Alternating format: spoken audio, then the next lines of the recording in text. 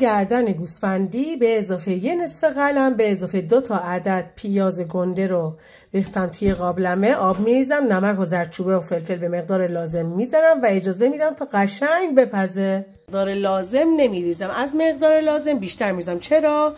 قلم و گوشت رو گذاشتم بپزه، با حرارت کم میپزه. بعد از اینکه گوشت رو در میارم ریشیش میکنم.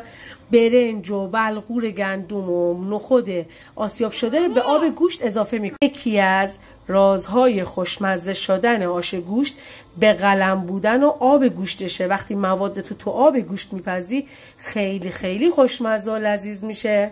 برنج و بلغور گندمی که از قبل خیس دادم و با آب گوشت بپزم، هم خوشمزه تر میشه هم لذیذ تر. تا انقدر بپزه تا گره برنجم باز بشه. دونه های برنج قشنگ پختش گرش باز شد. حالا با گوشتکوب برقی اینو قشنگ له لهش میکنم.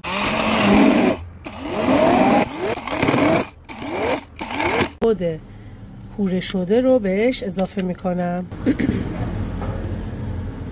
به محض اینکه پیاز داغ با دارچین، مخلوط دارچین رو بهش اضافه کردم، الان بوی آش گوشت کل حیات و محوطه پیچید. واسه این مقدار من 2 کیلو پیاز داغ استفاده کردم، یعنی پیاز داغ شده. ادویه اصلی آش گوشت دارچینه، نه اینکه خیلی بریزی بشه قهوه‌ای سوخته. مثل نمک، مثل فلفل به مقدار لازم. روغن رو داغ کردم، دارچین و یه مقدار زردچوبه ریختم. حالا کم کم به آش گوشتم اضافه میکنم. چون نمیخوام مزهش غالب بشه کم کم اضافه میکنم.